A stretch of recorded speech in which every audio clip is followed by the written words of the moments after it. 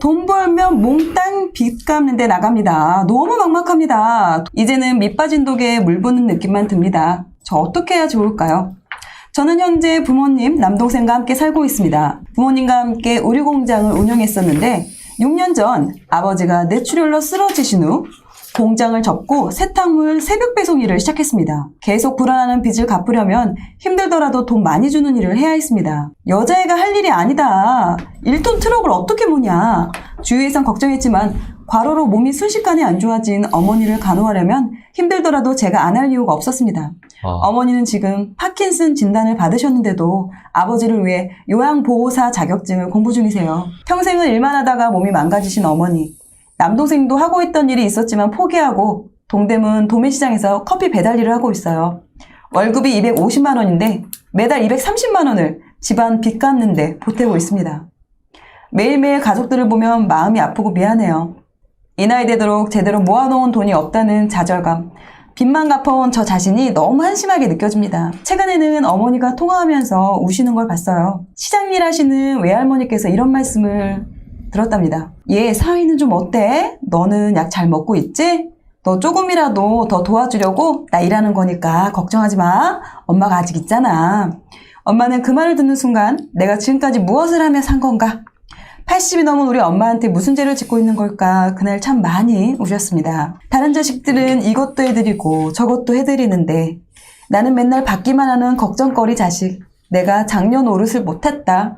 어머니는 그날 이후 노후자금으로 생각해둔 오피스텔을 팔아서 여기저기에서 빌린 빚을 다 갚고자 하십니다.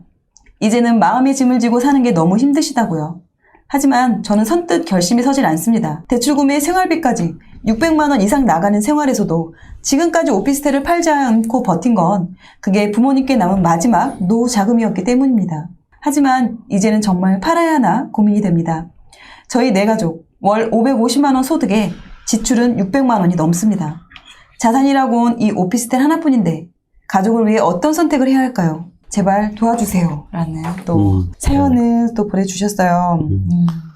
사연자분도 되게 대단하신 부분도 큰데 남동생도 그러니까. 250만 원을 벌어서 그러니까 20만 원 쓰고 230만 원을 6년째 다 벌었네.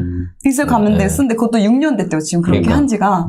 상황을 정리를 해보면 4인 가족입니다. 4인 가족이고 사업하시면서 있는 빚이 있는데 그 빚이 7천만 원 중반 정도 돼요. 근데 그 대출의 질이 좀 좋지가 않더라고 보니까. 그러니까 다 대부분 캐피탈 대출이에요. 맞아요.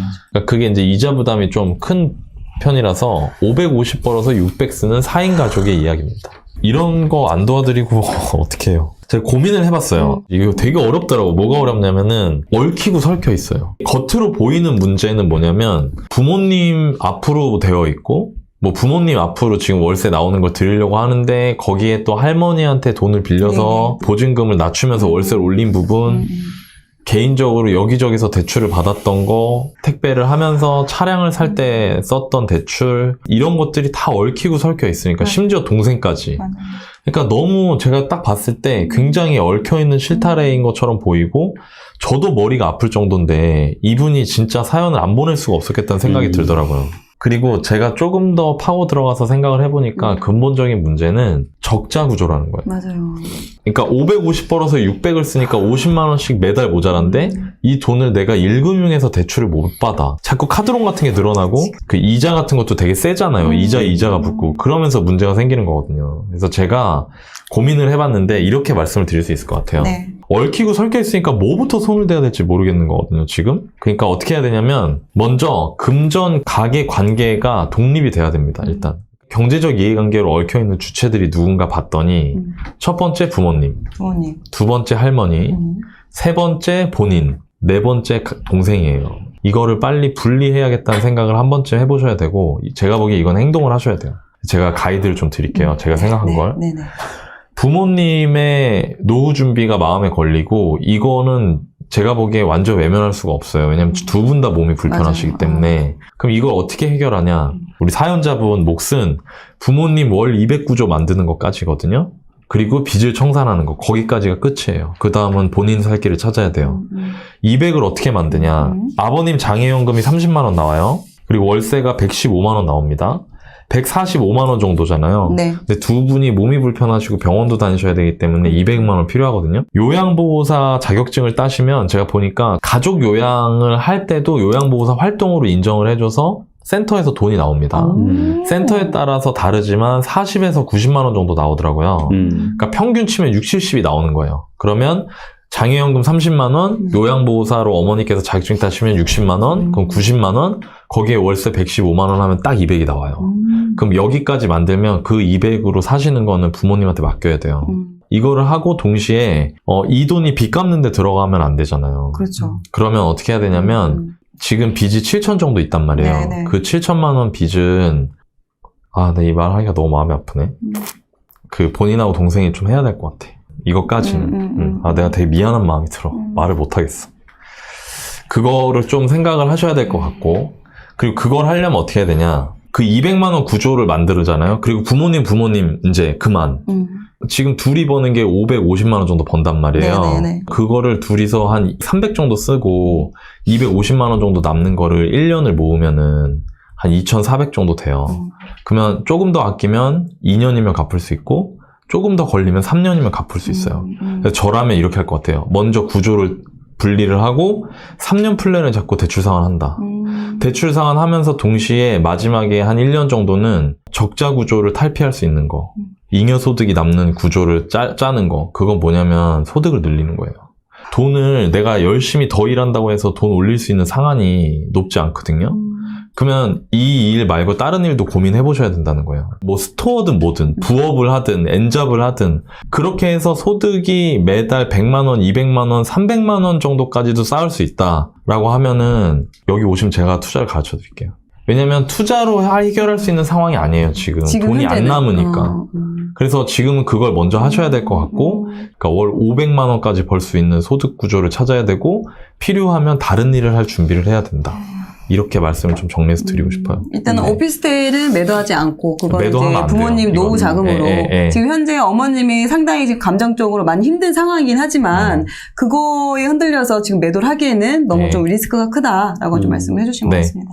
이분이 고민을 세 가지를 얘기하셨어요. 저희 쪽에 질문 주신 거가. 첫 번째가 이제 오피스텔이 2월 만기인데 이 전세로 내야 되는지 매매를 해야 되는지 아니면 월세를 연장해야 되는지를 물어보셔가지고 일단 월세를 연장하는 게 저도 맞는 것 같아요. 네, 맞는 것 같고 두 번째는 부모님 노후 준비 어떻게 되냐 이걸 얘기했는데 아까 나님 얘기한 것처럼 오피스텔 월세랑 이렇게 나오는 거랑 해가지고 하시면은 되지 않을까라고 생각이 들었고 마지막 세 번째 오피스텔 매매 같은 경우도 문제가 만약에 이제 이런 게 있거든요. 이분 상황에서 그나마 이분이 1,000만 원이든 2,000만 원이든 꽁돈이 생길 수 있는 게 있지 않을까? 가능성적인 면에서 오피스텔을 팔아가지고 빚을 갚으면 마음은 후련할지언정 기댈 희망이 하나도 없는 거예요. 네. 근데 인생에서 되게 중요한 게 저는 기댈 희망이 있어야 돼요. 맞아요.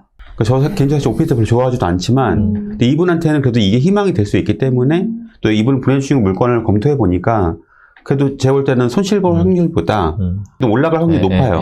네, 그래서 저는 보유하는 게 맞지 않나라고 생각이 들어요. 여보세요. 예, 안녕하세요, 치치님.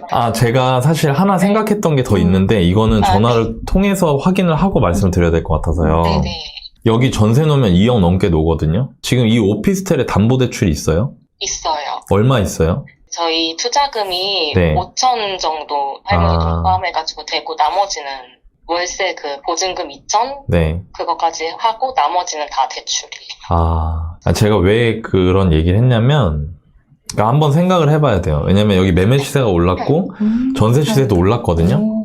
그러니까 그 경중을 따져야 된다는 거예요. 뭐냐면 이거를 전세로 돌리면 목돈이 생기잖아요. 그럼 그 목돈을 갖고 담보대출을 갚고 할머니 대출은 조금 정말 죄송하지만 좀 나중에 갚아야 돼요. 대신 지금 금리 이자 부담이 센 대출 순서가 있죠. 지금. 네, 네. 그럼 그거부터 먼저 까내려가면 월세가 줄어들긴 하지만 이자 지출이 줄어들어요. 그죠? 그럼 그 계산기를 두드려 봐야 된다는 거예요. 내가 전세 놓고 금리가 센 담보대출은 당연히 갚아야 되고 전세 놓으면 네. 담보대출 갚고 그 다음에 캐피탈 대출 있는 것 중에 금리가 세서 이자 부담이 센 것들을 갚는 게 월세 받는 것보다 더 낫다 라고 하면은 전세를 놓으세요. 그리고 돈을 모으는 거야. 그러면 왜냐면 그럼 이자 지금 단돈 몇십만 원이 지금 적자 구조니까 크잖아요. 네네. 그러니까 그거를 꼭 따져보고 해야 돼요. 그 집은 절대 팔면 안 돼요. 그 집 팔면은 생활고에 뺏기는 거야, 그 집을. 네. 그러면은 나중에 돼갖고 생활고 해결됐을 때 남는 게 없어요, 나한테. 그런데 이걸 운용하는 과정에서 저랑 너바님이 조언해 드릴 수 있는 건 네. 유리하게 따져봐야 된다는 거죠. 이거 왜 제가 얘기하냐면 금리가 올라가요. 맞아요. 금리가 올라가면은 지금 캐피탈 대출 같은 거 금리 그렇지. 1-2%씩 오르면 부담 되게 커지거든요. 그러니까 그거를 감안했을 때는 지금 월세보다 전세가 더 나을 수도 있다는 거예요. 이거를 계속 예민하게 중간중간 체크를 하시면서 2년에 한 번씩 돌릴 때 이걸 계속 체크를 해야 돼요. 월세가 나아지면 다시 월세 놓고 이런 식으로. 무슨 말인지 아시죠? 네네. 네, 그렇게 해나가시면 좋을 것 같아요. 네, 이거를 한번 확인해보고 싶었어요. 지금 저도 좀 궁금한 게 있었는데요. 걱정되는 게 소득보다 지금 지출이 많이 나갈 수밖에 없는 상황이잖아요. 이게 좀 걱정이 됐거든요. 제가 볼 때는 보험 부분 같은 경우는 만약에 정기보험을 바꾼거나 하면은 그 혜택은 똑같은데 보험료가 되게 많이 줄어들거든요. 예, 그런 부분이 생각이 들었고, 또 한 가지는 치치님 그 소득이 지금 본인이 그런 노력 여하에 따라 가지고 많이 늘어날 수 있나요? 최대치가 네. 530인데 근데 그게 그냥 다 제 돈이 아니고 네. 거기 월급을 딱 받는 게 그 돈이고 거기서 네. 뭐 이것저것 다 비용이 떼고 맞아. 하면은 남는 게 딱 300이 최대인 것 같아요. 아, 그래요? 네. 근데 이게 되게 중요한 게 뭐냐면 그 치신 지금 상황에서는 소득 증가에 뚜껑이 있으면 안 돼요. 그러니까 적어도 1년에 2,400에서 3,000원 모을 수 있어야지 본인이 희망이 보이거든요. 지금 그 일 한 지 얼마나 됐어요? 한지 지금 한 4개월 정도. 아, 4개월이요? 아, 근데 모르겠어요. 사실은 제가 그 분야를 제가 잘 몰라가지고, 네. 뭔가 말씀드리기 조심스러운데, 그 분야에서 이제 본인이 5년, 10년 정도 일한 사람들의, 그분들이 이제 어떻게 생계를 꾸려가는지를 봤을 때, 그 부분에서 뭔가 희망이 보이지 않으면 어려울 것 같다는 생각이 들더라고요. 왜냐면, 되게 열심히 일하고 있는데도 뭔가 네. 밑빠진 독에 물 부는 것처럼 계속 되고 있는 거잖아요. 그게 너무 힘들고. 근데 만약에 어쨌든 본인이 고생을 한다고 하면은 그 분야에서 뭔가 몸값을 올리던 아니면은 지금 치친인 상황에서는 저는 조금 노하우가 생기고 여러 가지 요령이 생기면은 소득이 좀 약간 위에 뚜껑 없이 올라갈 수 있는 것들을 택할 것 같아요. 저 개인적으로는. 왜냐면 코치님이 가족들 노후 준비도 해주고 싶고 본인 미래도 걱정이 되고 되게 여러 가지 얘기를 하셨잖아요. 근데 일단 중요한 건 치친님이든 치친님 동생분이든 일어서가지고 자수성가를 하시고 그래야 이제 가족을 다 일으킬 세울 수 있거든요. 제가 이제 네. 이거 일을 시작하면서 처음에는 이제 많이 벌 수 있다라는 네. 거를 듣고 나서 이제 차랑 다 계약하고 왔는데 네. 막상 이제 일을 하다 보니까 막 생각지도 못했던 것들이 막 다 떼이고 너무 남는 돈이 없으니까 이 정도로 일하면 차라리 낮에 내가 투잡을 하든 뭐 스트리잡을 하든 하면 더 벌 수 있을 것 같은데 시간이 아까운 거예요. 아, 여기 왔는데. 맞아요. 이제 또 아. 집 계약이 제가 네. 그만두고 싶다고 그만둘 수가 없더라고요. 괜찮아요. 저도 마찬가지였거든요. 저희 부모님 같이 노후 준비해드리면서 여러 가지로 우리 집안을 내가 이렇게 새겼다는 되게 강박관념에 의무감이 있었어요. 네. 근데 치치님도 그렇게 할 수 있어요. 대신에 그런 분야를 계속 연구를 하셔야 돼요. 뭐 본인이 안전이 괜찮은 선에서 네네. 계속 저희 뭐 이어폰으로 저희 팟캐스트 들으시던지 본인의 어떤 부가가치를 높일 수 있는 부분 이런 걸 하시면은 괜찮아요. 저도 그때는 너무 비참했거든요, 인생이. 그리고 몸 잘 챙겨요. 밤에 일하는 게 되게 힘들어, 솔직히. 너무 대결하게 잘하고 있고 중요한 건 여기서 멈추면 안 돼요.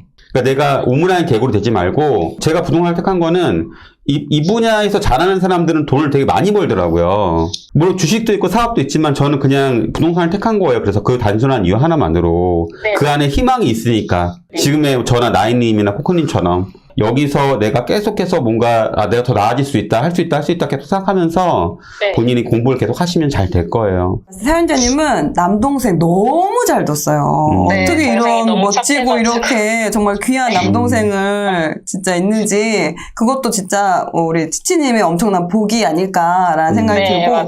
남동생도 진짜 얼마나 돈 쓰고 싶었겠어요. 네, 저 맞아요. 아직도 어리고 그런데 근데도 또 누나 생각하고 하는 마음에 또 이렇게 많이 도와주고 있는 게 일단은 네. 치치님이 가진 게 없는 게 아니라 너무 큰 걸 이미 가지고 있다라고 좀 말씀해드리고 싶고요.